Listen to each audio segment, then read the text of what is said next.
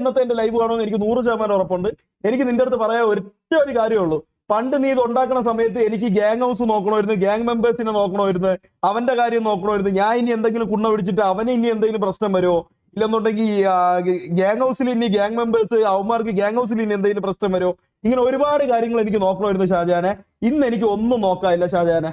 കേട്ടാ പോത്ത് പുണ്ടച്ചു മോനെ, ഇന്ന് എനിക്ക് ഒന്നും നോക്കാനില്ല. ഞാൻ ഇവിടെ ഊമ്പാനല്ലേ ഇരിക്കണം. നിന്റെ അവിടെ ജോലിക്കൊന്നും ജീവിക്കേണ്ട ഗതികേട് എനിക്കില്ല. ഗ്യാങ് ഹൗസ് പൂട്ടി അവന്മാര് ഷൂട്ടിന് പോയെങ്കിലേ നമ്മൾ രക്ഷപ്പെട്ടിട്ടാണ് പോയത്, മനസ്സിലായ? നീയും തുടങ്ങിയല്ല അവിടെ പുണ്ടേ ഒരു ഗ്യാങ്. നീ നിന്റെ വീട്ടിൽ തുടങ്ങിയല്ല ഒരു ഗ്യാങ് തുടങ്ങിയല്ല. എന്നിട്ട് അവന്മാരെന്ത് വീട്ടിൽ കയറി അവരാധിച്ച?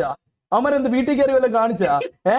കുറെ എണ്ണം ഉണ്ടായിരുന്നല്ലോ. ഒരുത്ത പെണ്ണുപിടിയോ, ഒരുത്ത കഞ്ചാവ്, ഒരുത്ത MDMA, കുറെ തായാളികളെ, കുറെ ക്രിമിനൽസിനെ കൊണ്ടുവന്ന് നീ ഒരു ഗ്യാങ് ഹൗസ് തുടങ്ങിയല്ല. എന്നിട്ട് അവന്മാരെ എല്ലാരും ഇറങ്ങിയിട്ട് പറഞ്ഞ് ഷാജഹാൻ കുണ്ണയെന്ന്. എന്താ അപ്പൊ നിനക്ക് വായില്ലായിരുന്നാ? എന്നിട്ട് അതെല്ലാം വിട്. എന്നിട്ട് അടുത്ത